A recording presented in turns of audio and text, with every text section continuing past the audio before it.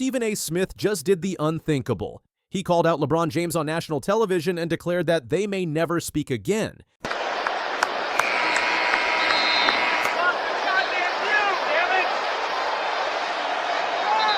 The feud between the sports media giant and the NBA's all-time leading scorer has reached a boiling point, and it all started with one fiery confrontation.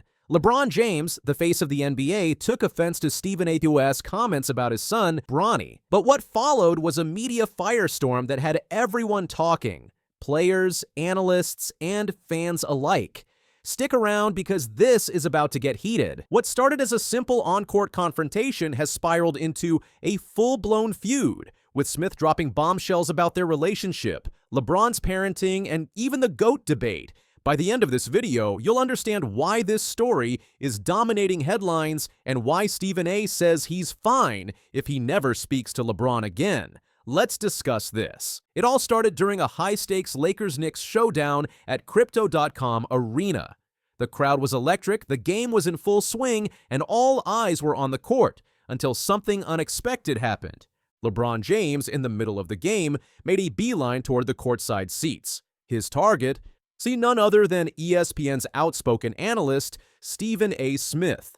This wasn't a casual courtside greeting, nor was it the kind of friendly exchange you'd expect between a player and a well-known sports personality. This was something more. LeBron wasn't just a four-time NBA champion at that moment, he was a father on a mission. His son Bronny James had been the subject of harsh criticism from Smith, who had recently questioned Bronny's talent, his potential, and even the idea that he deserved a spot in the national spotlight. Smith's words had circulated all over social media, fueling debates and drawing mixed reactions from fans, analysts, and former players alike. And now LeBron had had enough. Walking right up to Smith, his face unreadable but his presence undeniable, LeBron didn't waste time with pleasantries. There was no handshake, no smile, no pretense of small talk. This was a confrontation, a direct response to the criticism that had been echoing across sports media. Smith didn't back down. On his show, The Stephen A. Smith Show, he called the moment weak and Bull's tea. He doubled down, saying, "I get paid to talk about folks, not to them. Ouch." You see, I don't run and hide. If I'm wrong, I'll say I'm wrong.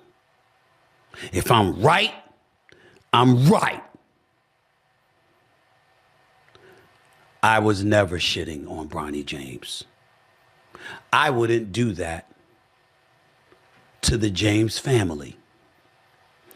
I was talking about one person and one person only. We may never speak in life again. I'm fine with it. I get paid to talk about folks, not to them. I cover the league. You play, I watch, dissect, analyze, and broadcast. We ain't gotta communicate. We damn sure don't have to say hello to each other. We don't have to do none of that. We don't get along. And there's a multitude of reasons why. I've alluded to some of them, but we know what the biggest reason is. I ain't Shannon Sharp. It ain't GOAT status this way. My GOAT is Michael Jordan. 35,000 points, eclipsing Kareem Abdul-Jabbar with over 38,000, ultimately 40,000, now 50,000, another all-star appearance, another 50-point game, whatever. Ain't my GOAT. I watch the game. I'm a student of the game. I know a GOAT when I see one. But here's the kicker. Smith revealed that LeBron approached him as a father, not as a basketball player. And that, folks, changes everything. You got a goddamn view, damn it! And I love how Markieff Morris is just there listening, but This obviously isn't just whoever about filmed Bronny. the video... Stephen A. Smith made it clear. His issues with LeBron go way back. F that, stop effing with my son. That's my son. I said, all right, dog. Fine. And he walked away. That's all he said. About ready? All right. You see the intensity, right? Yeah. Just play carefree, though. Yeah. Don't worry about mistakes. Just go out and play hard. On his show, Smith revealed, "Me and LeBron don't have a relationship. LeBron don't mess with me, and I don't mess with him." But why? According to Smith, it's about respect, or lack thereof. He claims LeBron hasn't always treated black media well, and while Smith himself wasn't directly affected, he didn't like what he saw. Smith also dropped this bombshell: "LeBron doesn't like me because I don't call him the GOAT. That's right, Smith is Team Jordan, and he's not afraid to say it." Speaking of the GOAT debate, Stephen A. Smith didn't hold back. "I ain't Shannon Sharp," he said. "It ain't GOAT status this way. My GOAT is Michael Jordan. I watch the game. I'm a student of the game. I know a GOAT when I see one." For Smith, LeBron is number 2 on the list all time, but he's not taking Jordan's crown. And that, according to Smith, is a big reason why LeBron doesn't like him. But let's be real, this debate isn't going anywhere. Fans are split, and Smith's comments have only added fuel to the fire. The NBA world has been buzzing about this feud. Draymond Green, Carmelo Anthony, and Dwyane Wade have all weighed in. Green even tweeted, "Make sure you tell Stephen A. that I have zero respect for what he said." Meanwhile, Melo and D-Wade peeled back the layers of the confrontation on their podcast, giving fans even more to talk about. But here's the thing. While LeBron has stayed quiet since the incident, Stephen A. Smith keeps talking, and some fans are starting to wonder, is Smith milking this for all it's worth? Despite the drama, Stephen A. Smith made sure to clear the air about one thing. He has nothing against Bronny James. In fact, he apologized to the James family, saying, "Bronny James, I'm going to do my job, same energy. You mess up, I'm going to mention it. You succeed, I'm going to be there celebrating it."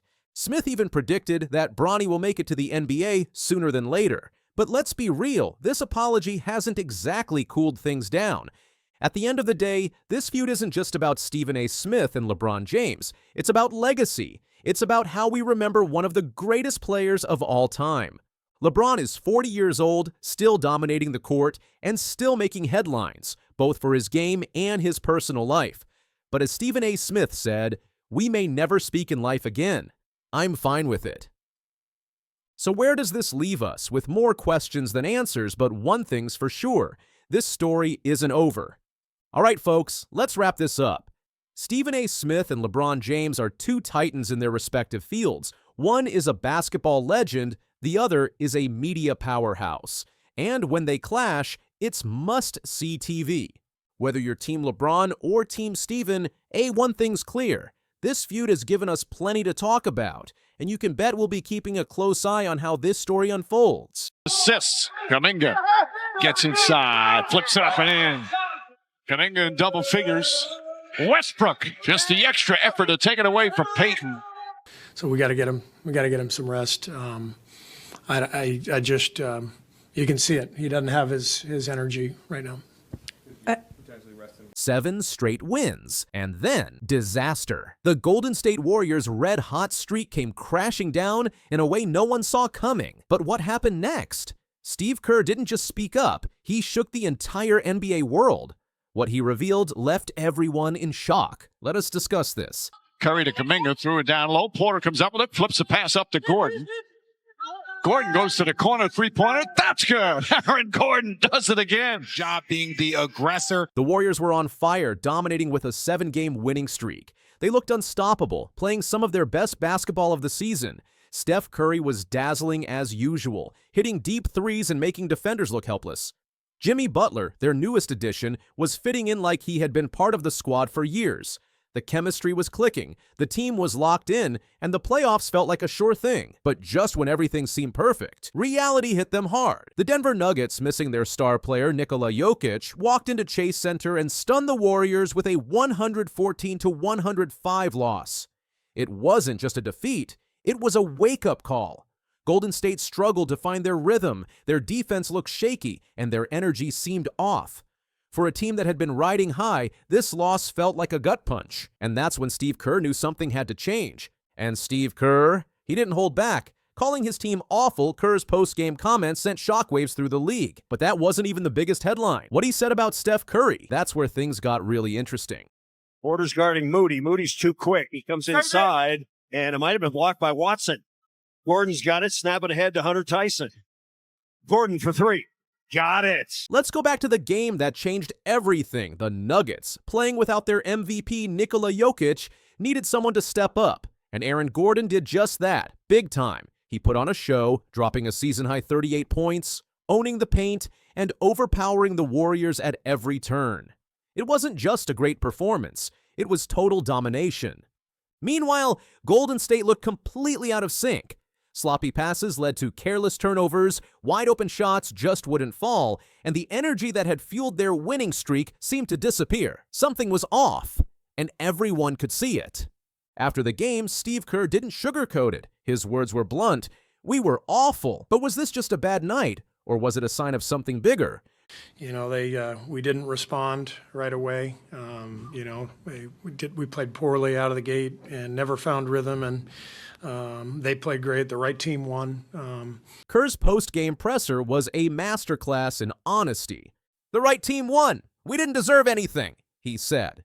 No sugarcoating, no excuses, just raw, unfiltered truth. But here's the kicker. Kerr didn't stop there. He turned his attention to Steph Curry, the heart and soul of the Warriors. "He's tired," Kerr admitted. "Steph's been carrying us for a month. We've got to get him some rest." Wait, what? Steph Curry, the man who just hit 4,000 threes, needs a break. This wasn't just a coach protecting his star. It was a wake-up call for the entire organization.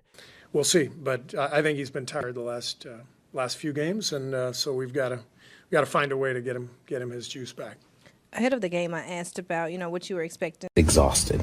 Do you see him having wearing down a little bit? Yeah, I'm not gonna say it was wearing down, but it's okay to be tired, and that's on myself and that's on us as a unit. Let's discuss Steph.